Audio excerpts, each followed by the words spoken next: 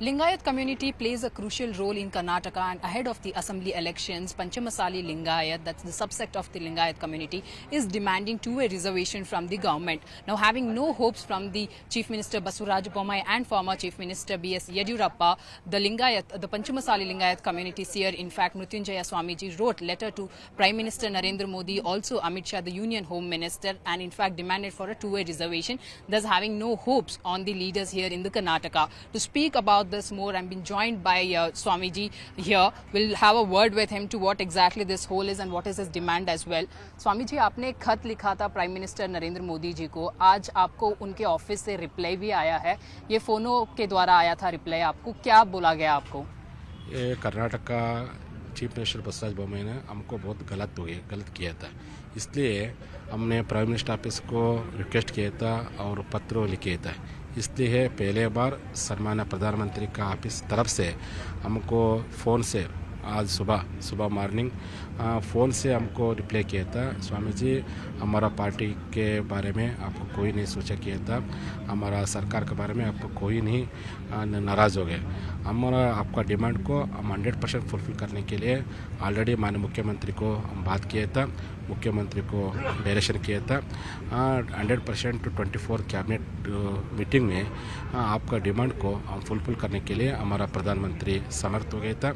इसलिए प्रधानमंत्री को संपूर्ण जानकारी हो गया आपका ये लड़ाई, आपका लड़ाई का सत्य और आपका लड़ाई का ये न्यायिक एजिटेशन को संपूर्ण माहिती हो गया.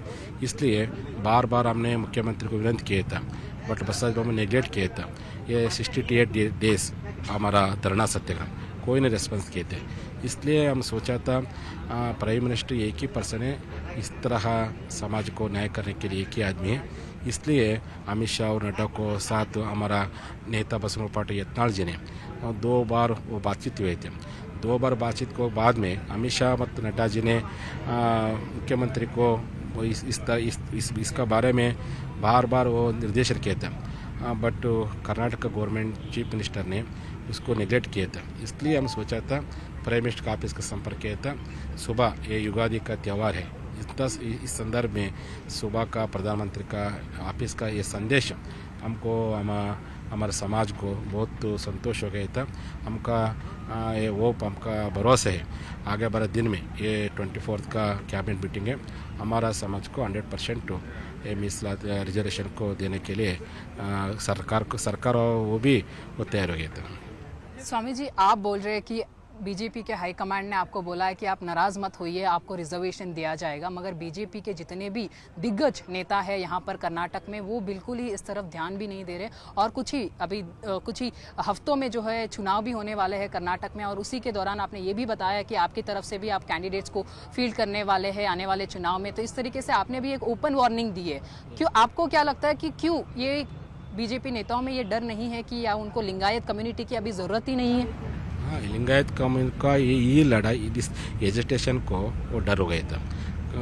कारण हमारा समाज 80% बीजेपी है. हमारा समाज को वो नहीं लेना, 100% बीजेपी का ये में 150 मिशन को ही नहीं रीच करने के लिए नहीं हुआ.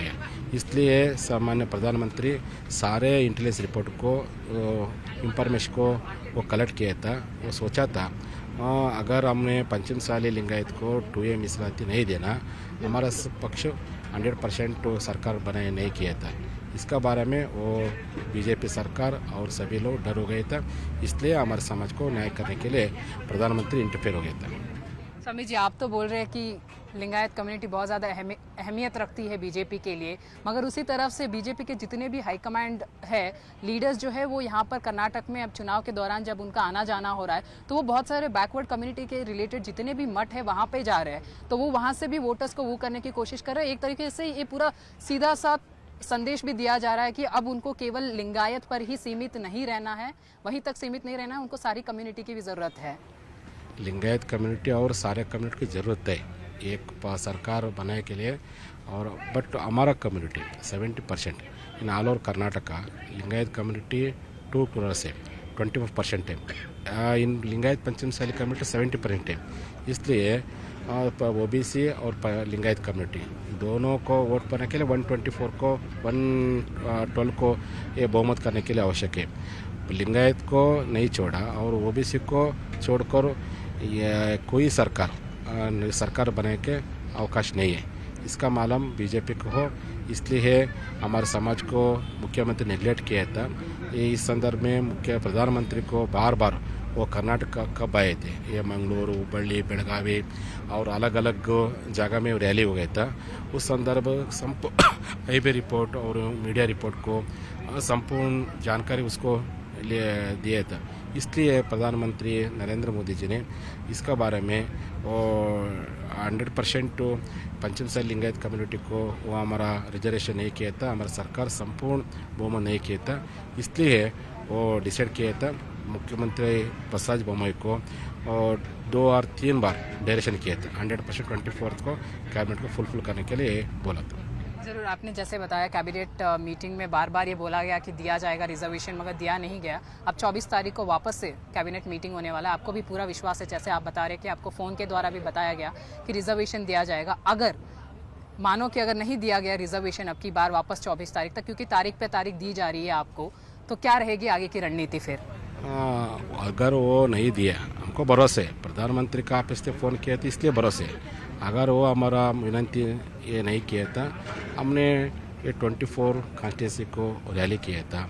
रैली के बाद में इस हमारा एजुटेशन में कौन कौन आदमी, वो कोई नहीं पार्टी, कोई नहीं कैस्ट, ओनली पर्सन, ये दोनों पार्टी का बीजेपी और कांग्रेस का दोनों पार्टी का अलग अलग लीडर हमारा रैली को सपोर्ट किया था। दोनों पार्टी को अलग अलग लीडर हमको धोखा किया था। इसलिए ये व्यक्ति का तरफ से, व्यक्ति का नाम से हमने जानकारी किया था। हमारे समाज लोग, इस आदमी इस कॉन्शियस का हमारा समाज को विरोध किया था, हमारा समाज को धोखा किया था। उसको आपने क्या किया था, वो जनता न्यायालय को हमने छोड़ दिया। उसको क्या निर्णय करके ले, उसको बारे में हमने सोच किया था। इसलिए अगर वो हमारा 2 ईयर रिजर्वेशन को नहीं देना, इस तरह प्लान करने के लिए तैयारी किया था। आखिरी सवाल स्वामी जी, अभी चर्चा तो ये भी चल रही है कि लिंगायत स्ट्रॉन्गमैन जो है BS येडियुरप्पा, उनको भी साइडलाइन किया जा रहा है, तो क्या आपको लगता है कि लिंगायत कम्युनिटी को भी साइडलाइन किया जा रहा है? येडियुरप्पा जी का ऑलरेडी एज हो गया था। येडियुरप्पा जी ये जलसो हमारे समाज को बहुत धोखा किया था।